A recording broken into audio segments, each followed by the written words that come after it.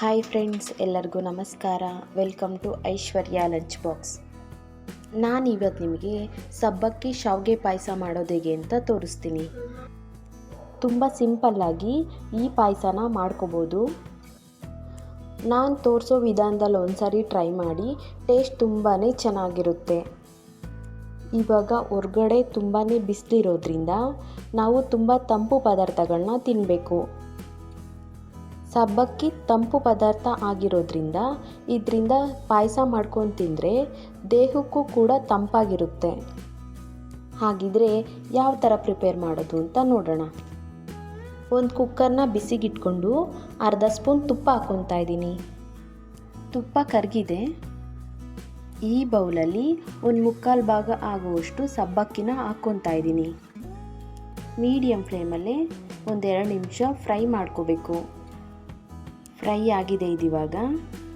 ಅದೇ bowl ಮೆಜರ್ಮೆಂಟಲ್ಲಿ 2 bowl ನೀರು add ಮಾಡ್ಕೊತಾ ಇದ್ದೀನಿ. ಇದನ್ನೆಲ್ಲ ಮಿಕ್ಸ್ ಮಾಡಿಕೊಂಡು ಕುಕ್ಕರ್ ಲಿಡ್ ಕ್ಲೋಸ್ ಮಾಡಿ 2 ವಿಷಲ್ ಕೂಗಿಸ್ಕೋಬೇಕು. ಏರೆಲ್ಲ ರಿಮೂವ್ ಆಗಿದೆ. ಇವಾಗ ಓಪನ್ ಮಾಡಿ ನೋಡ್ತಾ ಇದ್ದೀನಿ. ನೋಡಿ, ಸಬ್ಬಕ್ಕಿ ಒಂದು 80% ಬೆಂದಿದೆ. ಇಷ್ಟು ಬೆಂದರೆ ಸಾಕಾಗುತ್ತೆ. ಕುಕ್ಕರ್ನ ಸೈಡಿಗೆ ಇಟ್ಕೊಂಡು ಮತ್ತೆ ಇನ್ನೊಂದು ಪಾತ್ರೆನ ಬಿಸಿಗಿಟ್ಕೊತಾ ಇದ್ದೀನಿ. ಇದಕ್ಕೊಂದು ಸ್ಪೂನ್ ತುಪ್ಪ ಹಾಕ್ಕೊಂಡು ಕರ್ಗಿದಾದ್ಮೇಲೆ ಚಿಕ್ಕದಾಗಿ ಕಟ್ ಮಾಡಿರೋ ಹಸಿ ತೆಂಗಿನಕಾಯಿನ ಹಾಕ್ಕೊತಾ ಇದ್ದೀನಿ. ತೆಂಗಿನಕಾಯಿ ಸ್ವಲ್ಪ ಕಲರ್ ಚೇಂಜ್ ಆದಮೇಲೆ ಇವನ್ನ ಎತ್ತಿಟ್ಕೊಂಡು ನಂತರ ಗೋಡಂಬಿ ದ್ರಾಕ್ಷಿ 2 ಹಾಕ್ಕೊತಾ ಇದ್ದೀನಿ. ಇವು ಸ್ವಲ್ಪ ಕಲರ್ ಚೇಂಜ್ ಆದಮೇಲೆ ತೆಗೆದಿಟ್ಕೊತಾ ಇದ್ದೀನಿ.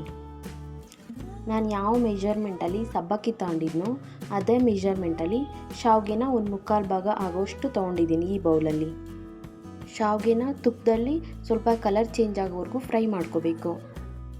ಫ್ರೈ ಆಗಿದೆ ಇದಿವಾಗ. ಶಾವಿಗೆ ಯಾವ ಮೆಜರ್ಮೆಂಟಲ್ಲಿ ತೊಗೊಂಡಿದ್ವೋ ಅದೇ ಮೆಜರ್ಮೆಂಟಲ್ಲಿ 2 ಬೌಲ್ ನೀರು ಹಾಕ್ಕೊತಾ ಇದ್ದೀನಿ. ಶಾವಿಗೆನ ಪೂರ್ತಿ ಬೇಯಿಸ್ಕೋಬಾರ್ದು, ಒಂದು 80% ಆಗುವಷ್ಟು ಬೇಯಿಸ್ಕೋಬೇಕು. ನೋಡಿ, ಇದು ಒಂದು 80% ಅಷ್ಟು ಬೆಂದಿದೆ. ಇದಕ್ಕೆ ಸಕ್ಕರೆ ಆ್ಯಡ್ ಮಾಡ್ತಾ ಇದ್ದೀನಿ. ಶಾವಿಗೆ ಮತ್ತು ಸಬ್ಬಕ್ಕಿ ಯಾವ ಮೆಜರ್ಮೆಂಟಲ್ಲಿ ತೊಗೊಂಡಿದ್ವು ಅದೇ ಮೆಜರ್ಮೆಂಟಲ್ಲಿ 2 ಬೌಲ್ ಆಗೋಷ್ಟು ಸಕ್ಕರೆ ಆ್ಯಡ್ ಮಾಡ್ಕೋಬೇಕು.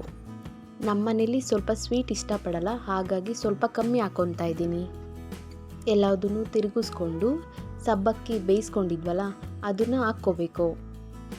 ಸಬ್ಬಕ್ಕಿ ಶಾವಿಗೆ ಎರಡೂ 80% ಬೇಯಿಸ್ಕೊಂಡಿದ್ವಲ್ಲ, ಇವಾಗ ಕಂಪ್ಲೀಟಾಗಿ ಇಲ್ಲಿ ಬೇಯುತ್ತೆ.